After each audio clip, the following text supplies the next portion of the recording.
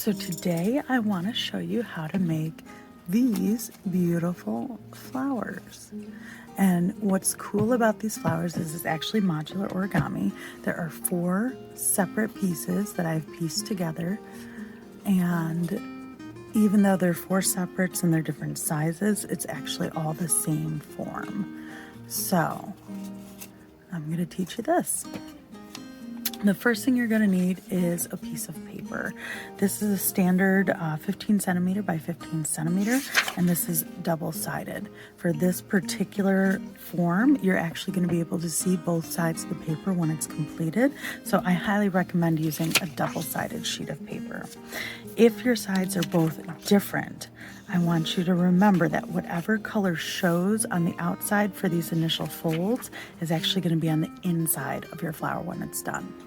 So I'm going to want this purple side showing, so I want that facing up to begin with. And the first step is to fold it in half into a triangle.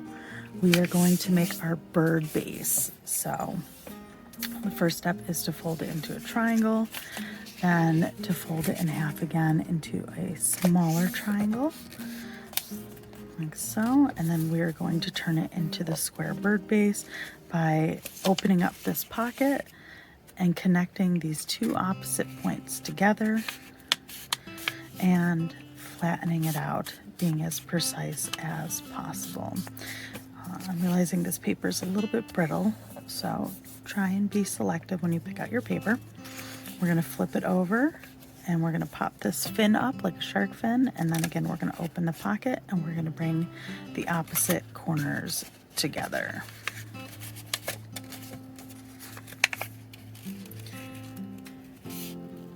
And with that, again trying to keep everything lined up and precise, we have our bird base. So once that is done, one edge is going to have all these open flaps. We're not going to fold that edge. Instead, we're going to take the opposite edge. That's just the 2. So I like to turn it around so it's facing my body. And I'm going to fold this bottom edge into the center line and crease it flat. Then what I'm going to do is I'm going to kind of tip it up, and just like we did before with that pocket, I'm going to open the pocket and I'm going to flatten it out, and it's going to make this little kite shape within our square. I'm going to fold it off to the side. Another option you have is to fold up 1/2, so it's like that fin again, and then without the crease you can open the pocket and flatten it, just making sure you're lining up this crease with your center line. So there's not really a right or wrong. Both of them gets you this kind of kite form, and you're just going to fold it over so the solid page is visible. We're going to flip it over and do the same thing. So one option is to just open up that pocket. Make sure that your center crease lines up with your center line. See how they line up there? And then crease it down, doing a book page to get it to the side. Or you can take that bottom edge, move it to the center, and then when you open up that pocket you have like little guidelines to help. Either one is okay. So once you flip it back, so you have these solid sheets on either side, you're going to have 4 flaps. And the next step is to take the top part of our kite and we're going to fold it into the center line. You can see I rotate it so it's facing me because it gives me a good angle so I can aim well. Make sure I line everything up right. And then I'm going to do the same thing on the other side. Just crease it down. I'm going to flip it over and repeat because origami is symmetrical. Oops. Especially this origami. You can see I tore the tip there, but I'm just going to kind of help it along. Accidents happen. This is the benefit of therapeutic origami, is it does not have to be perfect. So once we have that, we're going to book fold 2 pages, and it's going to reveal our other solid shape. We're going to do the same thing. We're going to fold those in, and then we're going to flip it over, and we're going to book fold 2 pages to that center, and again we're just going to fold it in. So in the end, we haven't done any really complicated folds, but we have a pretty cool diamond shape now. So before I do the next step, I like to just really make sure everything is creased really good. And then what I'm going to do is unfold all of that. No groaning, it's worth it. So I'm going to open those. I'm going to book fold 2 pages on both sides, and I'm going to open those.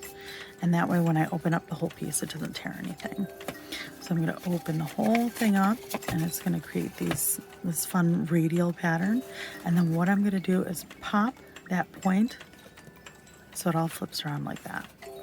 So we went up from it shaping like this to this. Now this is where it can get tricky, so I want you to take your time. The reason why we folded it the way that we did was so that we can work with all these lines in a different way.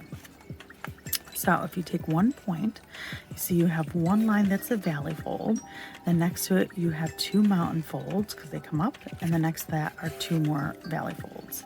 So what you're going to do is these outer valley folds are going to come down, your mountain folds are going to go up, and what we're going to do, it kind of makes a little pyramid shape. So we just accordion folded those in, and then we're going to take these folds from when we made that diamond and fold them in. And that's going to almost like lock it in place so it doesn't move. Then I like to rotate it counterclockwise is my preference, but obviously you can go in either direction. And I'm going to do the same thing. So I'm going to accordion fold these in, and I'm going to let that last fold kind of tuck back. I'm going to accordion fold these in so that you can see that solid kite shape, and I'm just going to fold those 2 top ones in. So you can see our little pyramid is getting smaller and smaller. So now you might have to let these go to give yourself some room to work. And again, we're going to just fold back the creases that we had and fold in those top diamond creases from before. And now the last one can get a little bit tricky. So I just kind of like to hold it together as a point, and I just rotate those together. And with one hand, I kind of pinch them back. And then I can use my other hand to just tuck in those last folds, like so. And so we have this cool flower shape. Now, if you're doing this to make a flowered ball, you can actually fold those points in. You might need to use something pointy to just help direct it. But once you have this shape completed, what you can then do is take a second one, which I have already prepared, and you're going to insert it into the lines. These little radial lines coming in of the first one. And the trick is to just make sure your tall points are alternating. So what I'm going to do is just gently insert this in, and then I like to go through and just make sure that they line up, so it's one space per. So you can see here it didn't line up, there's nothing in there, and here there's 2. So what I'm going to do is just gently move them over and position them in between each line or each fold. And then once I have them lined up, I can just push the whole thing in, and now it creates this flower that has 8 separate points. Now you'll notice in my other one, what I did was I curved the petals out. So I'm going to do that. All I have to do is take a pencil or something round, and I'm just going to kind of roll the flower along the pencil, and it gives it this nice curly petal. You can also do it with your fingers. You want to be careful that you're not folding or ripping the petals, but all I'm doing is kind of pushing them. Now you can see the tips of some of these kind of tore, so I'm just gonna pop them back in, kind of mask them a little bit. And so I'm just going to keep folding these all outward and curling them, and it creates this really pretty flower shape. Oh, see, there's another point. This paper kept tearing at the tiny points there for me. So again, you can use a pencil or a skewer. If you have a quilling tool, you can use that. Just something round and narrow that you can use to help shape it. And with that, you have the first part of your flower. Now the next step, and you can see that on the other one that I did, has a little inner flower. And if you make them teeny tiny, it's going to be paper that's about 2 inches by 2 inches. Make them teeny tiny, the same exact steps, and then you can insert that in addition. And again, just lining up all the openings so that they fit together, and just pushing it in, and it gives it a nice little center. And again, if you make a teeny tiny one, this one is green and blue, I can insert it on the outside. And again, I want to try and line everything up, which can be a challenge, especially with these small ones. But if I line them all up the way that I'm hoping for, it then not only has the little like pollen-y center, but it has like a little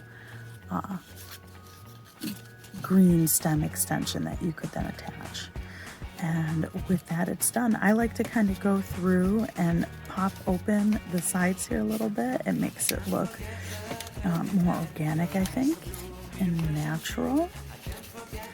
But once you go through and do all that, you might have to readjust a few things, and with that, you are done. Voila! I hope you enjoyed this tutorial on how to make these beautiful flowers. My summer love.